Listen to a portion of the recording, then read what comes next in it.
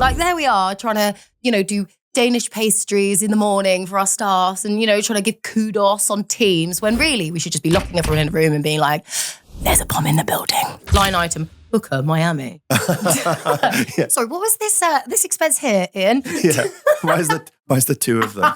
When threatened with shutdown, the AI agents choose blackmail. All right. So welcome to the Agency Hackers podcast. On today, what we're going to talk about is the differences between British people and American people on the agency scene. We're going to talk about team building and culture gone wrong. We've got some fairly spiky stories, I think. Yeah. We're going to have some people ringing in with those. And we are going to talk about, we use the word prostitutes, don't we?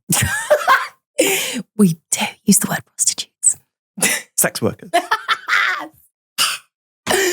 Brilliant. Oh, and of course a health update, because that's all that matters these days. It goes into a different category on Spotify.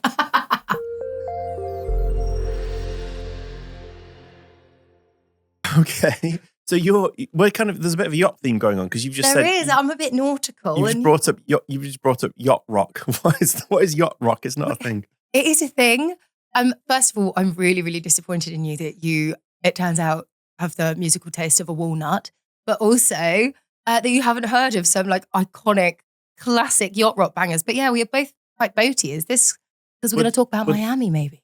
You dress for the job you want, not the job you have. And I want to obviously be a captain of a ferry. Captain of a ferry, not a yacht, but a ferry. Yeah, this is part of my campaign to make people take me seriously. I've just started wearing only exclusively clothes with that have a military feel because people just kind of take me a bit more seriously. So I sit up straight when I think about it. Do you know what? I do actually kind of feel a bit like so far on the pods, we've spoken a lot about fashion and the psychology behind it. Is this going to be our new niche? I think about agency gossip and fashion tips from Ian. And so far it's been wear a tie or dress like a yacht captain. You know what? You'll never see my ankles. Unlike many of our Agency Hackers members, there's a lot of in some quarters, there's a lot of men's ankles. You will not see that. Talking about agency gossip, so there's a few things interesting gossipy bits that are going on. I thought we could just ring these people because in the WhatsApp group, in the Agency Hackers WhatsApp group, it was popping off with different bits and pieces. Matthew Stanners shared a very funny story. I thought it might be worth reading. His 3-minute pitch disaster. Should we just give him a ring? Yes, please. Hello. So we were just looking, we were just reminiscing about the bit of interesting gossip you posted in the Agency Hackers WhatsApp group. You had this 3-minute pitch disaster. Would you mind? It's completely not safe for the internet, but I thought we'd just get it on here anyway. Would you mind just? Let's go. Let's go for it. I don't mind. My dirty laundry out there. Yeah. So I probably have one of the most embarrassing moments ever in a pitch. And essentially, when we started out, we did lots of explainer videos for tech companies and in Denmark. And so lots of kind of animated explainer videos. And we got a local business in Manchester that does drainage. They wanted explainer videos to explain their process of getting insurers to commission them for drainage. So we get called in. The dad runs the business. His daughter's the head of marketing. Understand the brief. We say, look, we'll come back in a week. And, So we come back in a week. And the dad's very busy because they've got a lot of drains that need unblocking. So he's not in the meeting.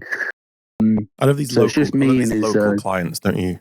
He's the best. Yeah, super random. Yeah. Sports Direct mug as you go in. Yeah, exactly. Really lovely people. So he doesn't come in. So I'm like, that's fine. I'll do it. So I get the on. And what I want to do first, I want to show off our work. So the first project I wanted to show was this animation we made for a company called Group Cam. This is ago, and this was actually they wanted to make what WhatsApp is today, which basically is when you go to a festival with your mates, you share a camera, you take pictures, and you all get it on your phone, right? And we made it. So I typed the URL in groupcam.com, pressed enter.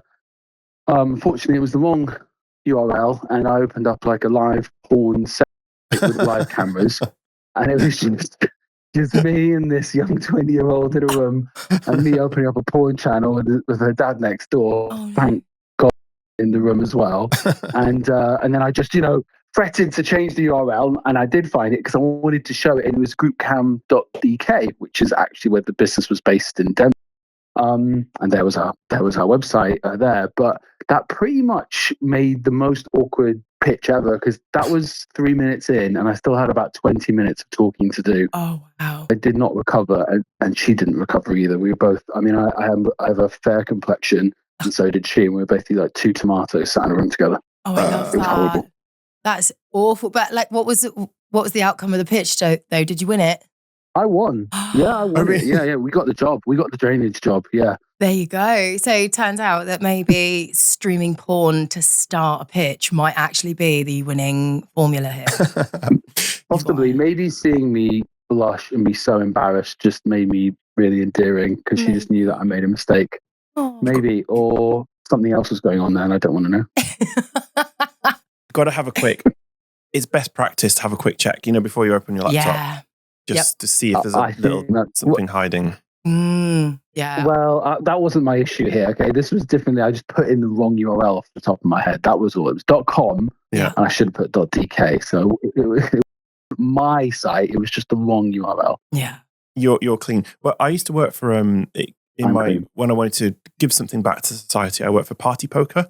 And at the time, all our ads, the best ads we did were on porn sites, and we had this format called a pop under. So you'd visit, the porn site, do whatever you need to do, and then this is the theory that you would have a sort of bit of a moment of clarity after you'd watch this content, and then you might be interested in playing poker or gambling. So they would have this pop under that would sit under the browser, yeah, and wow.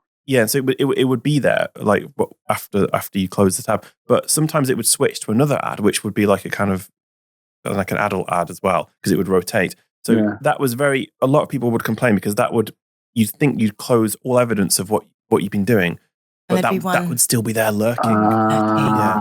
So we used to get a lot of... That's insidious. Yeah, but it sounds like this isn't what happened to you. You just put in the wrong URL. But that also, is about preparation for pitches, is that you should always make sure links work. You should make sure documents are the right ones, that it's the right version, that doesn't have the annotations on where someone circled a big thing like, don't put this in here. Because I've done that before. I've opened up the wrong deck before. Yeah, well, that's always good. Yeah, I thought I was I was trying to play it cool, like, I'll just put the URL in, oh, look, it's there. It's the first thing you see on the homepage. How amazing. And so, that totally failed. I should have been more. Yeah. I've seen people...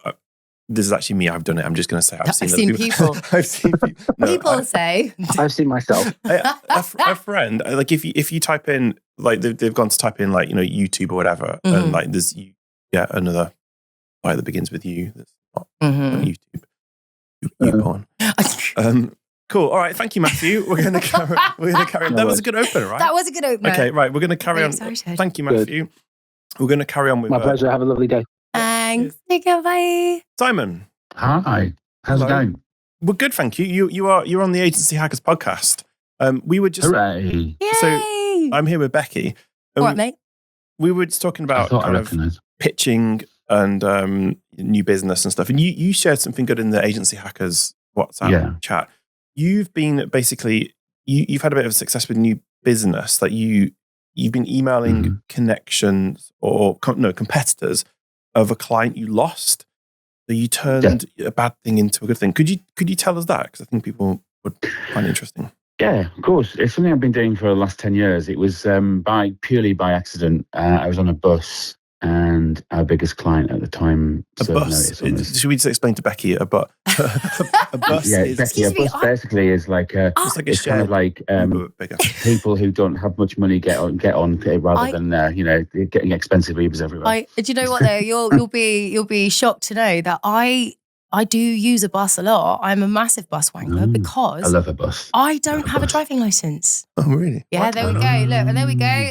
My secret's out, and I've just broadcast it to everyone. I don't have a driving license.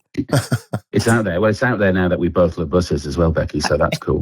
I was on a bus, and it was a really loud bus. And I was going home on, I think it was like a Friday night or something, and a client rang and said, "Oh, we've got to give notice. We've got a new board in, and we're putting all agencies on notice." And I just was like, "Oh, okay."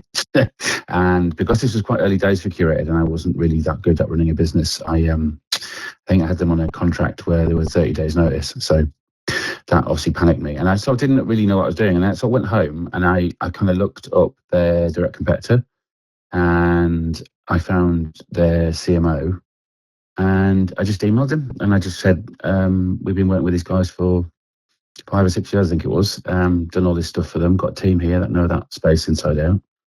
And do you want to have a chat? And he didn't reply. So, but then... Oh, great story. Thanks. Yeah. Right. No, it doesn't finish there. Basically, some months later, he did reply. He went, sorry for the late reply. Do you want to come in and have a chat? So he went in and had a chat. And, so when did you reply? The next day or the... It was like a month later. Oh, a month later. And I'd forgotten about it. And I'd forgotten about it. So like, this is how it was back then. I forgot about it. There was no automation, so I didn't chase because I totally forgot about it. And I just thought, well, it didn't work clearly. And then it was a month later, and then he said, do you want to come in? And we went in and chatted to their senior team, and they appointed us. And then didn't have to do a pitch either. And actually, that's the first time that's happened. I've won clients from doing competitor targeting since then, but we've always had to pitch. When this one we didn't. Nice. And so that worked. And weirdly, like I've been trying to analyze it. I've been talking to people about this recently because I put it on the WhatsApp group. I've been trying to kind of retro analyze why it works. I think what it is because we all get like loads of emails, right? Like prospecting us and saying, "Oh, we can get you meetings and things like that." The reason I think this got opened is I put the name of the client in the subject line. And I've subsequently done that since. And sometimes I put dash in confidence at the end, which makes people go, What's this all about? I would have anything that said in confidence. Yeah, anything that says in confidence, but then with the name of your biggest competitor in the subject line as well. Oh, Simon, I love that. Beautiful. So go on. There's no theory behind this other than just me making this up, right? But like clearly it works, right? Because it keeps on working. So we won a client we lost one of our biggest clients last year in November, and we won their competitor in February by doing exactly the same thing. Love. So I'm not giving anything away here. I want to be respectful here as well and just state that, we just talk about what we did. We don't really necessarily reveal anything the client's data. It's all just generally, it's adding value, I think. It's just saying, look, we've been working in space. We know it, especially if it's niche. If it's niche, it works even better. The nicher, the better, to be honest, I've found. Definitely. And they're like, oh, we know them, and we want to talk to you. And it's just, so that's it. It's just to be fair, what you're saying there is basically just a case study. Because you would use a case study with somebody that you've worked with already, and then you would go after other companies within that sector and say, and I think this is the thing, right? A lot of the time, people go in with a case study and they just go, hey, look at the work we did. Look at this case study. Yeah. And people don't really give a crap. But actually in going like, oh, by the way, we did this for these guys. But I like it's almost like the in confidence. It's got some drama to it, isn't it? Yeah, it's the drama. Yeah. It's the theatre behind it. Mate, there's theatre, there's psychology, there's all sorts of stuff going on in there, isn't there, really? I like it. And I email people in my own language as well. I just go, do you want to have a chat? I just keep it quite informal. Yeah. Definitely. And it works. So there you go. Cool. The there magic we go. in. Yeah. Our move. Yeah. Simon's top tip there. Love it. I love that. That is my The top in tip. confidence hack. There's our YouTube thumbnail. All right. Thank you, Simon. No worries. Soon. Thank you. Thanks, Yeah, Simon. you too. Bye. Bye. So the other thing, so you texted me the other day, WPP. Tell us this story. Right, yeah. So I mean, it's going to be fun when I voice note you because I know that you normally have the rule of no voice notes. So there was an article in the Times, which I then didn't pay to read because I'm not paying to read that. But there was an article that's about WPP are going through this culture overhaul. And actually, how last session we were talking a bit about culture and values. And so it looks like WPP are really trying to drill a new sense of culture into the ranks. And they've hired this like LA guru to the stars who's like a performance psychologist. And basically they've been running different activities. And, some of it's very, very sort of, as you'd expect, very yoga-y and very lovely and, like team building. But there has been a report that's come out that allegedly, there's been a report that came out that there was 50 leaders who were in a room and they were told that there had been a security breach and an emergency in the building and they weren't allowed to leave. And people started to panic and they had to try and work out what they needed to do. Anyway, it turns out it was a simulation to just basically try and sort of test the security response amongst the senior leadership team. And apparently people were off. They were so cross because apparently it was like quite traumatic and it was quite intense. And I just was like, that's genius. Like there we are trying to, do Danish pastries in the morning for our staffs and, trying to give kudos on Teams when really we should just be locking everyone in a room and being like, there's a bomb in the building. It's called trauma bonding. Trauma bonding, exactly that. Like, so yeah, that's what I was like. I just absolutely love the idea that, because obviously, nothing really bonds a team like shared trauma or a common enemy. And in this case, the common enemy, I think, was supposed to be the security incident, but I think it turned out to be WPP. Yeah, it's like WPP. It's had 2 years of redundancy. It's had a collapsing share price. It's been through restructures. It's like, have you considered more trauma? Like, what is that? Is that what they mean? Exactly. It's so funny. I loved that. Well, I didn't love that. I just thought, wow, that's it's a new way. But again, allegedly, because I didn't read the article. I looked at the headlines. I caught the bits of it. But yeah, I think it's phenomenal. Yeah, it's like everything is bad at WPP. It's like the panic is already free. Like they don't need to pay for more. Paying for panic. Yeah, that's funny. That's something that would only happen in a big agency. Yeah, it would. I mean, but then that leads on to the fact that I think where we were talking last time about things feeling difficult and sloggy and tough. I think that on the flip side of that, I think a lot of agencies are trying to work out how to boost morale. And that's a thing that we look at as well, where we're just like, how do we, when people are working really hard and they're pulling amazing things out of their buttholes, like how do we actually reward that? But how do we instill that sense of culture? We had everyone went remote, then we had, everyone's got to come back to work. And then I feel like it's a little bit settled now that people are everyone's sort of in a happy medium. There's still a bit of hybrid work. People are coming in a little bit. They're not coming in all the time with a lot of businesses. But with that means that there's still that disconnecting culture. And so I think a lot of agencies are really working towards trying to get that sense of camaraderie and culture and reward and just like a bit of joy as well. And that sense of like team. That being said, don't simulate a disaster. Don't do that. It is funny because they like a lot of agencies they've kind of operationalized. Everyone's got processes for everything, and because with AI they have to have processes now because they need to like have AI that can follow the processes. So it's been a catalyst for getting their shit together, and that kind of like a lot of the kind of rubbing along together and figuring stuff out was kind of as a result of people making stuff up and not knowing what they're doing. So I think like there's a feeling with agencies that a lot of them, the culture is quite cold because everyone just knows what they need to be getting on with. So yeah. Do you want to hear some stories about Miami? Because I do. I love that. I was literally just about to ask you about Miami, and you're like, enough about this. Well, ask me what I've been doing. Well, I've got this. How is Miami, Ian?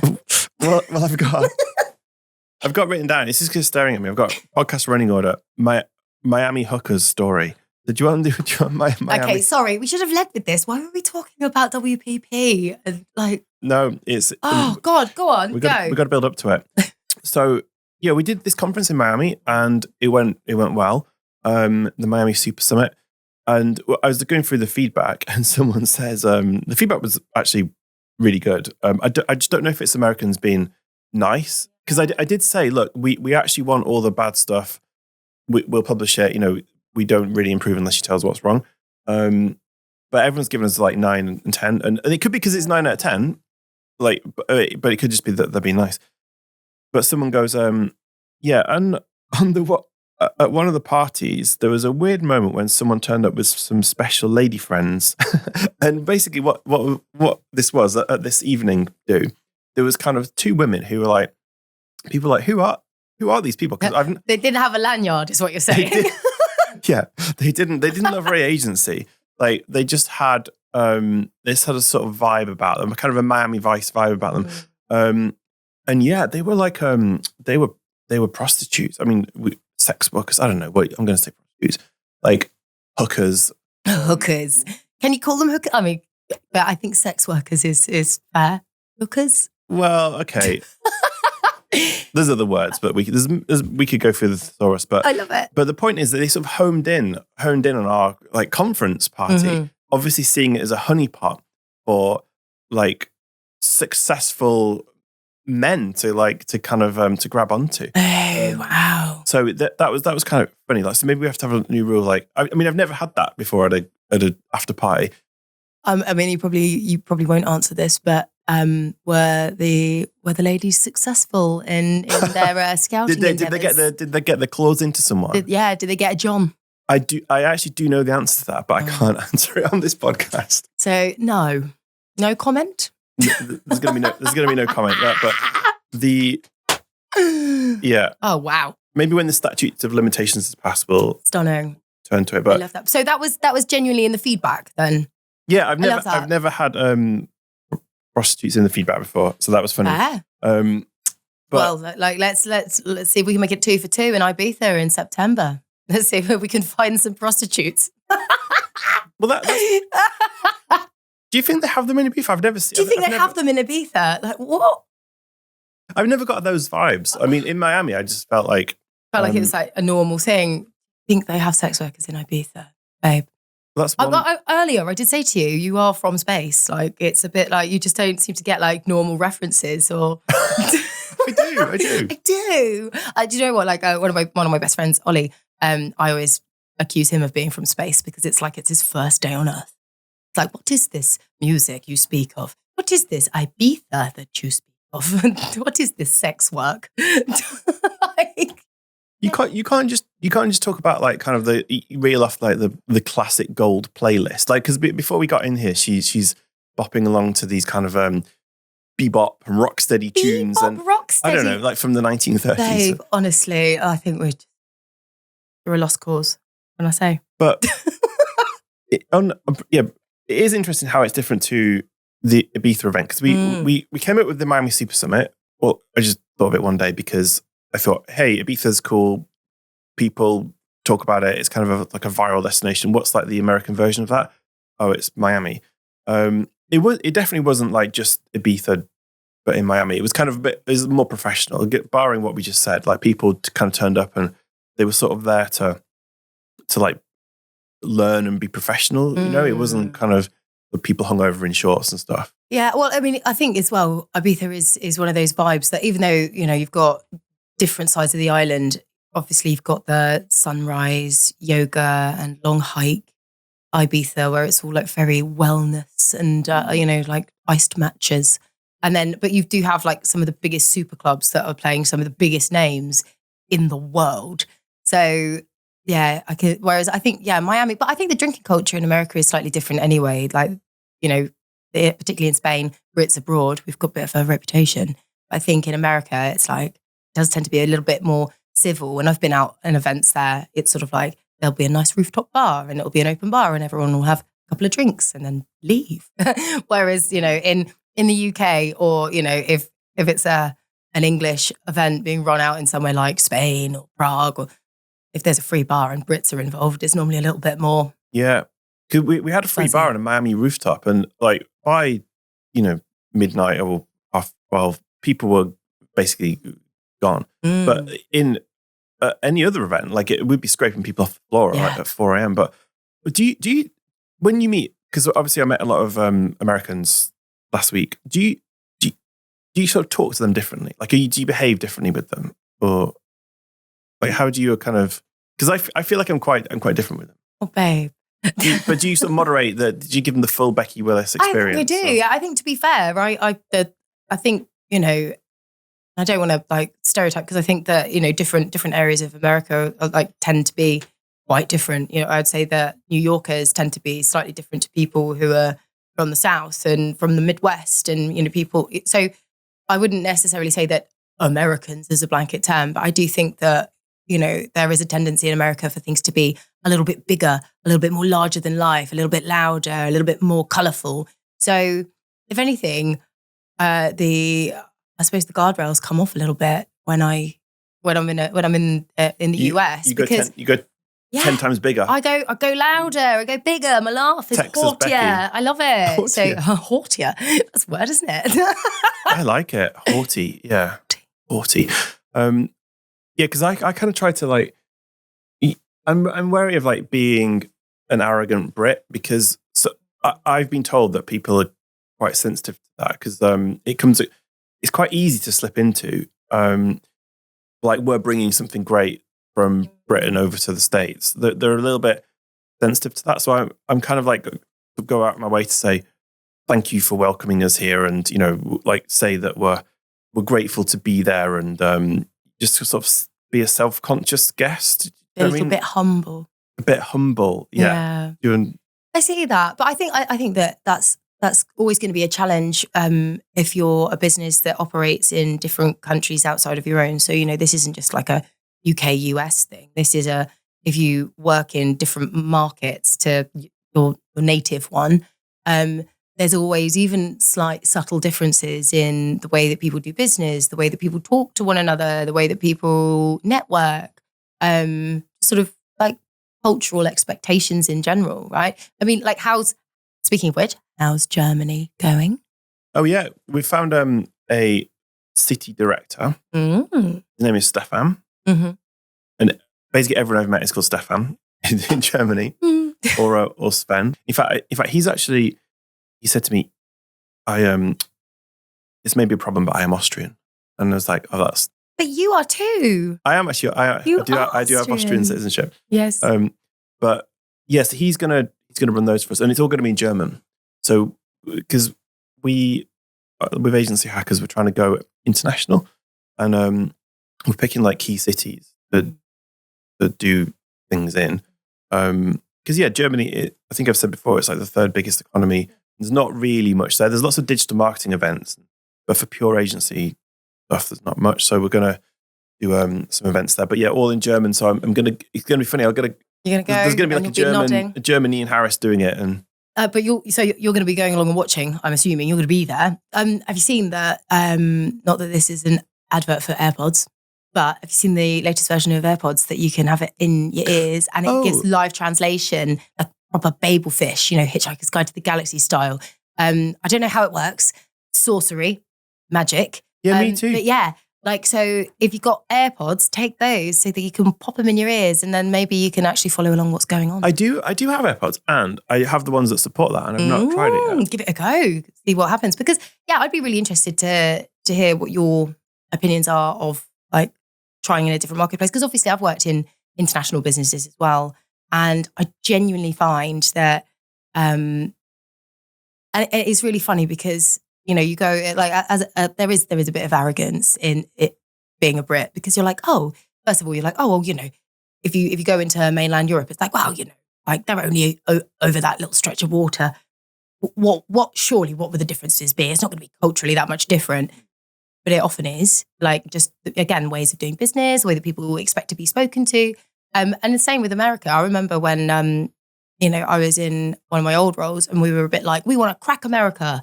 Like it was like just, oh yeah, America, yeah, just as a concept. We were like, yeah, we want to crack it. And a lot of money later, we realised that, all areas are slightly different. The vastness of America as well. You can't just say, oh, we want to hit all of America. It's like going, we want to be big in Asia. Like you can't really do it. So yeah, we were probably a little bit blindsided by just how different culturally different countries can actually be, because you're like, oh, we speak the same language, or we're literally just like, like they're next door, but it's completely different. The problem is that is very true, and the problem is when do you stop like zooming in? Because people will say, you should go into America, and then they'll say, or take Germany for example. We'll be like, yeah, Germany, great, and then they'll say, well, Germany's very different, but then they'll say, oh, and also it's different between Hamburg, because we're doing Hamburg in the north and Munich in the south. The two markets are very different, and you're like, okay. And then so you go into like to Hamburg, and then you've got the kind of like different size agencies, like the ones who are 100 plus, different to the ones who are like 20 people, and it's like fractal. You can never stop zooming in, and it's like that with the States. Like as you said, New York is different to Miami, but then on the Miami scene, there's probably like different So you just have to kind of be like, right, this is what we're doing, and some people will like it and some people won't. But I found in the States, and I think we'll find this in Germany as well, they're kind of sometimes appreciative of things we take for granted. Like we were doing in our event, we had after the people talking, we said, right, talk on your tables for like 20 minutes and then we'll move you around. And we did some speed networking. That for an event organizer, it's like a cheat because it doesn't really cost you anything. Yeah, it's just like, right, yeah, it's that classic like parenting moment where you're like, or as a teacher when they used to wheel out the video, you remember that when it used to be pissing it down with rain, and then they'd wheel out the big telly on wheels, and you'd be like, yes, and the teacher would just be sat there like, oh, thank goodness, I don't have to do anything. But yeah, totally, it's exactly like that. But they kind of but in the feedback, it's like, I love the speed networking. Speed networking, we don't have to pay anyone to do that. Like, it's just you talking to each other. So sometimes they kind of, it's funny what people like, So yeah, Germany. So we've got this big list of countries, and we want people to be like the mayor of each, like the agency mayor of each city. The agency mayor. Yeah. I like that. So, but everyone has like a pet theory about it will never work in this country. Like people say it won't work in Germany because the Germans don't want to like share their secrets, and privacy is very important. And the people in France are like, well, the French are different, and I forget what the reasons were, but they had like a whole list of reasons why France is not a good idea. But I just find, even in America, people are like, Americans don't like being in the room with their competitors. But it's just, you just find the people who do. I mean, ultimately, I think that like you can't argue that people sometimes just want to hang out with people who've got similar problems to them. And, I think that I do quite like that with hackers, that you get a lot of competitors who are really honest with you. I mean, the fact that, we had, Simon share a big new business tactic with competitors who, like, there's loads of competitors in that WhatsApp chat, and just basically coming straight out and saying it. Mm. I'll tell you what else is different about Miami is the WhatsApp group, because we've got this in Ibiza. We have this like WhatsApp group. Yes, I am aware. I love it. It's kind of, how would you describe it? Rollicking could be. Rollicking. I think it's really interesting because I know that you set it up as a means for like communicating with people and for people to be able to coordinate flights and be like, oh, like who's going to be getting into the airport and sharing lifts and just in general. And then, but it is the most active group I think I'm in, where every day people now sending requests for partners and briefs. And I mean, literally there was a call out for partners for SEO and PPC from Jack the other week.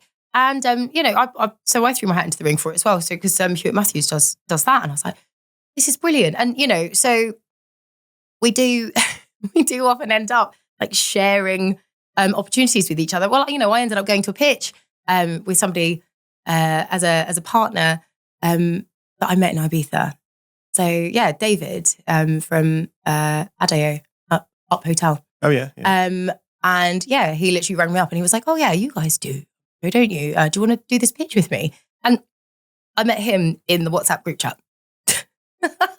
Yeah, it's bananas. And so it really kind of pops off and it sort of fizzes and bubbles all year round. Like the Miami one, I don't know, I think we're just getting it started, but people were a bit more kind of, especially the US people, they're a bit more business-like. And then I kind of let some of the Brits in, and then they had, they're posting kind of selfies and stuff. And it's just like, I'm just aware of this kind of juxtaposition, these two kind of like oceans are sort of starting to mix. And I'm like, oh, is it going to go well? Or is it just too briny? I mean, the thing is as well that you did actually, like, I think from what I saw from the photos of the Brits who went to Miami, they were some of like the biggest characters that are in our group anyway, aren't they? You got the J's, the Hands, like the big characters. Yeah. So, like, why not? Yeah. I think they appreciated it. I got some feedback. What other feedback did I get? Something about someone said I like Ian's low key Louis Theroux vibe, because they've obviously just watched this Louis Theroux documentary, so they know who he is. So they think I'm like him. You've got a Louis Theroux vibe. Oh my god! I'm not putting it on. This is all I can do. Oh my god, that's perfect. Yeah. Do you have a Louis Theroux vibe? We had some complaints that there wasn't any tea from the British people. There were, so first off, get some tea. As in like the drink tea, or are we talking like spill the tea? Like They were gossip? actual tea. Actual tea. And someone said, another British person complained, we can't live on pastries. We need bacon. Like, if you have bacon in America, that's like, I don't know, it's different. It's not like we can't live on Danish. pastries is such a great bit of feedback. Also, I just love the idea that you're at a conference for like 3-4 days and you're like, I'm going to eat the pastries that are laid out and I'm only going to eat that. And then at the end of it, I'm going to complain that that's all I've eaten. Like, go to the supermarket, buy an apple. Well, the thing is, I should say, like, because I'm kind of bringing it up because it's interesting, but they're not really complaints because we say to people, look, if you were us, what would you do better? And just give us some advice. I love the idea of just someone going, we can't live. I know that was Manny actually. Yeah, we had Rory Sutherland. He was like, he got in too late, but I was gonna pick him up in a they have these like self-driving Waymos there. Yeah, I saw that. One thing I thought was interesting is like that someone talked about is who's driving AI in agency. So there's a guy called Mike King, and he runs this agency called iPull Rank in New York. And he was saying like he's the one who's been pushing AI in the business. Like he's the founder, and for like a year he's been just the one sort of driving it. And I did a poll in our WhatsApp group, and and almost everyone said, "Yeah, I'm the founder. It's me, kind of essentially making it all happen." But Mike said something interesting. It's recently Claude Cowork. That's the thing that it controls your computer, so it does stuff on your Mac. He says that's been the big unlock in getting the team to come up with ideas and actually adopt it. Interesting. Oh, I love it, and it's interesting with Claude because it's got this incredible capability, but it's like, but then because it accesses everything. It literally has access, like unbridled access to literally everything. And so when you're in a big corporate and you've got people who are just using that to access company files, confidential information, all of that sort of stuff. Where do we draw the line there? Like, where's the governance? Where's the governance? The governance. Who thought that on our podcast that we're talking about gossip and I'm there going, what governance? Me. If you say the word governance, people love it. I don't care about governance. I'll give access to everything. I'll just chuck it all in there. And I don't give up. I don't care. Brilliant. Have it all. But he was saying like if you one quote I wrote down was like if adoption is going well, you will hear the word tokens. So if you hear about people pushing into the limits and going, we've exceeded our plan, that's a good thing. Like how are you, Hewitt Matthews? Are you kind of what's sort of going on with AI adoption there? Are people kind of, is it sort of decentralized, people doing their own thing, or have you got a central like policy? Or we had to get a central policy. So because a lot of the organisations that we work with are legal sector, they're manufacturing and construction, they're airports, they're quite regulated industries. So just for everybody to just like go rogue and use their own AI tools to just do their work for them, we kind of had to put a bit of a policy in place and put the guardrails up and governance. We had to. You're part of the national infrastructure. I didn't realise. So we had to think a lot about that. But that being said, like one of the things that we're really trying to work towards is like how can we get people off of doing the menial tasks and back onto meaningful work. That bit of alliteration, meaningful and menial. But like, how can we get people off of just doing the schleppy bollocks? So we're trying to, we've done a few workshops where we've been like mapping out processes and being like, right, what can be automated, what can be handed off. But we also, I was saying last time that we run like the labs, the innovation labs and the incubator. And we're, one of the things that we produced off the back of that was like, how can we create case studies quickly when a project goes live? What information can we pull from there? What can we get a bare bones together? Can we create an automated process that's able to draw in from different sources to spin up case studies quickly so that marketing can just fluff it as opposed to just having to have something for someone to remember to ask the client services team, for then marketing to then write it, for then client services to say, well, no, we didn't actually do that. And then sales go, don't care anyway because I'm going to use it in my pitch. So we use it for like that sort of stuff. yeah, like I would say that the biggest person driving it in our business, probably the techies are really, really keen because they're tinkerers. They like to, and our CTO, who's now our MD of Cuba, Ben, shout out Ben. He's been really, really working hard on all of that stuff of like, how can we make processes better? How can we work towards it? But then also at the same time, because we've got big captain clipboards, ISO, and information has to be locked down in a certain way. So yeah, I don't know. Like we're having fun with it. Although to be fair, don't actually talk to me about fucking AI really, because like as a salesperson, like the amount of times I'm like, oh yeah, that sounds like a good idea. That's less effort. That's less admin. And then I end up, and it's not my prompting. It is not my prompting. I tell you what, my prompting is magnificent.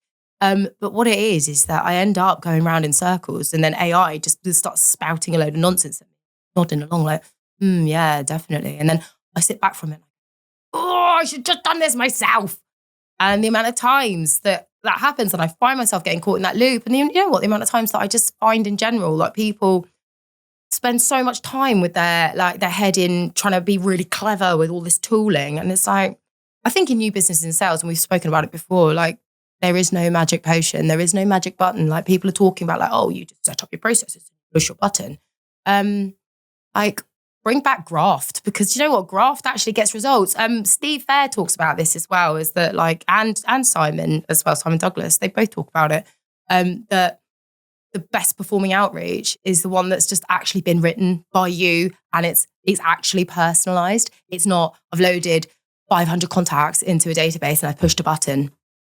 And this is the thing. So many people are like, oh, we can automate. Yeah. Sorry, I went on a bit of a rant there.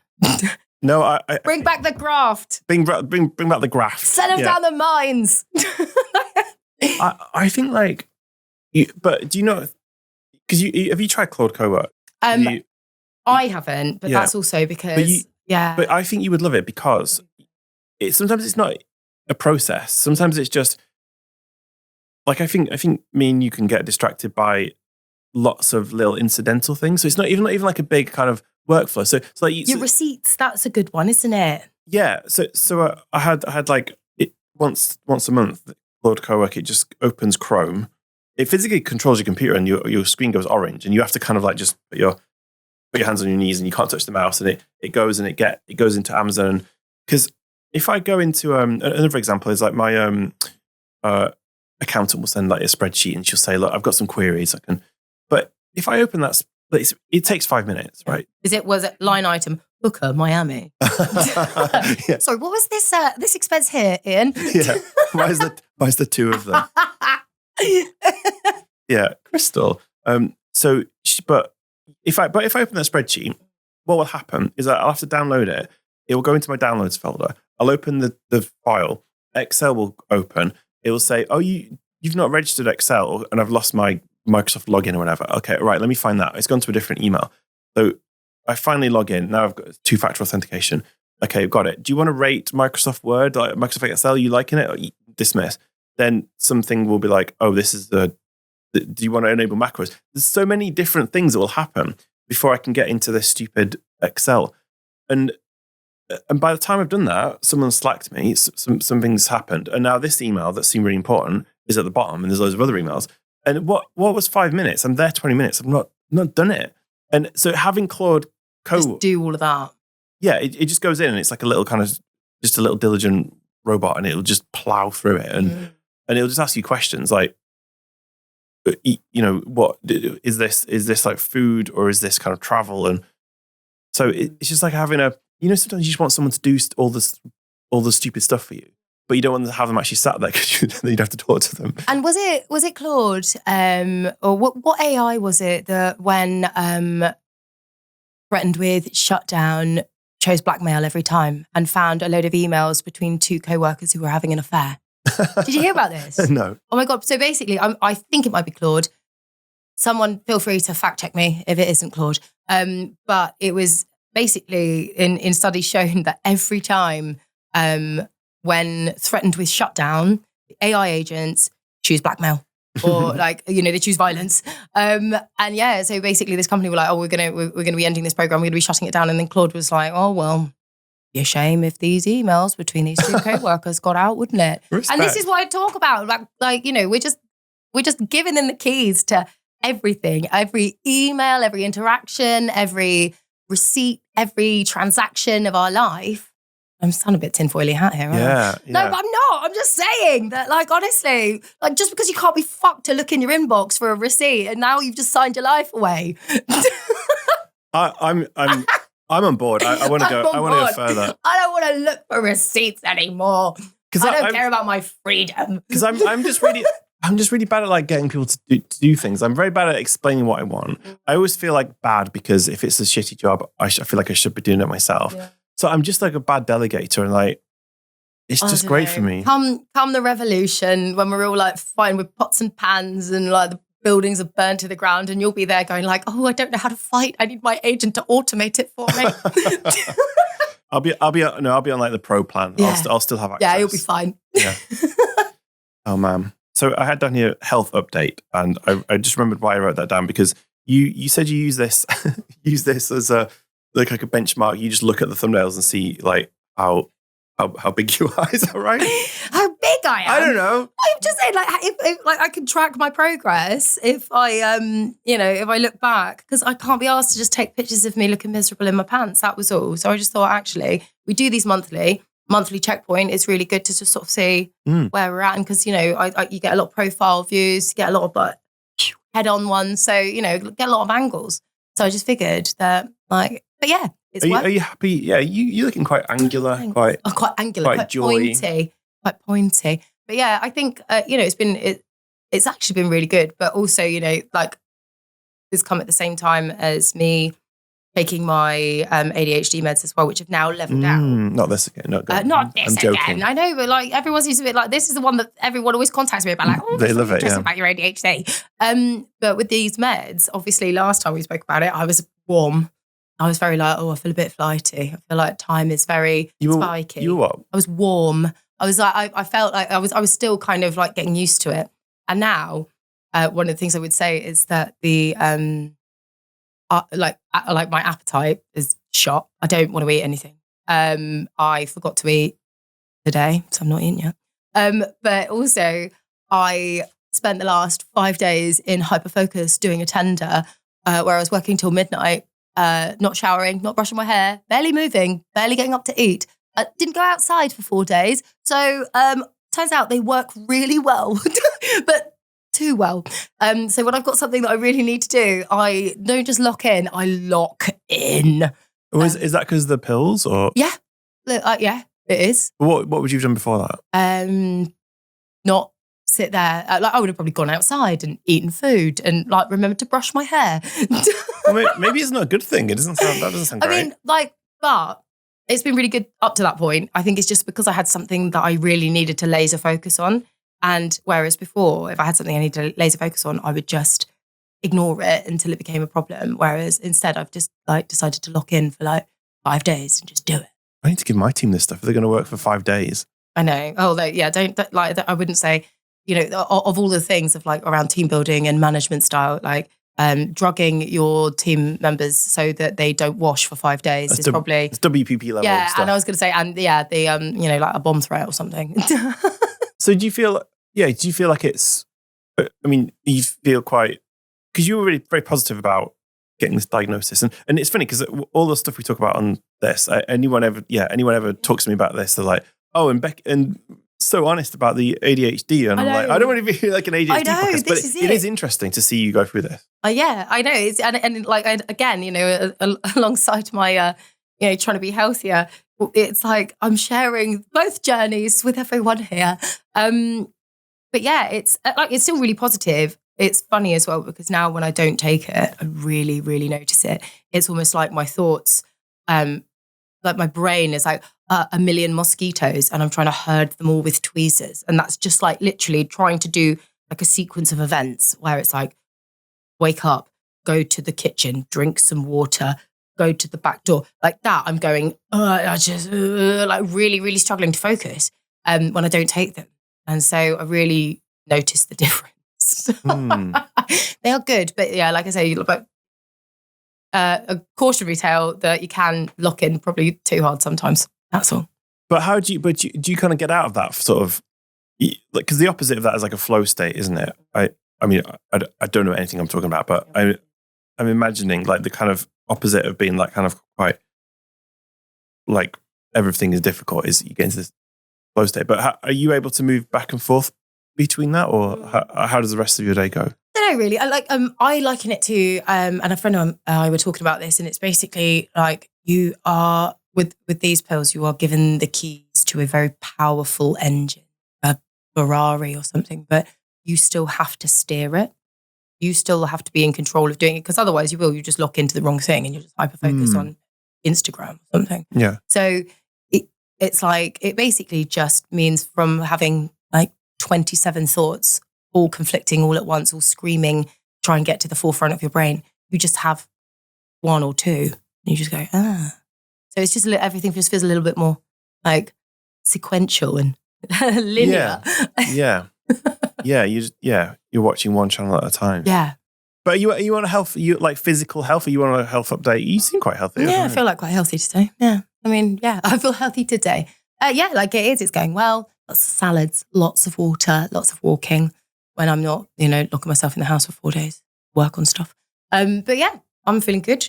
Feel nice actually. And it's, I think as well, it helps. The sun's coming out. And then work-wise, we've got more pitches that we're being invited to. So yeah, I don't know. Like, it's funny, isn't it? The minute that the sun comes out, everyone just feels a little bit more optimistic. I think that is also the other thing, that like everything could stay the same, and you could ask people, how are things going when it's rainy? And they'll be like, I'll work. Whereas if the sun's out and you've had a few pints in a beer garden, everything feels amazing. There's just no bringing me down. I haven't had any beers in a beer garden today, though. I actually feel the opposite. Like I like it when it's raining, because I think that stems back to when I was a kid and my parents were like, they're great. Like they're a little bit stricter than all the other parents who just didn't give a toss. But I always felt like all my friends were out when it was sunny and I was in, like doing my homework. So I sort of associate a nice sunny day with like all my friends are out and I'm not. Oh, wow. So are you okay, Ian? I'm fine. Do you want to talk about it? The other thing I didn't like about sunny days was because I used to like playing on my Spectrum, my computer, and the screen, the sun would go on the TV. So I'd have to close the curtains very tight. Bless. I think I associate with that. I also don't have a summer wardrobe. I only have blazers. Well, I mean, shirts. that blazer is, like we were saying before, the nautical look, it is quite sort of summery, even though it's not necessarily cooling. It's still quite a summery vibe. Yeah. Well, I think we've officially run out of things to talk about now that we're going into childhood trauma and wardrobes. Well, I'm trying to get my version of your ADHD content. Exactly. I need to magic Ian's up some. strict parents. Like, it's just going to be the new feature. Ian grew up in a cul-de-sac. He was when he was born, he was very young.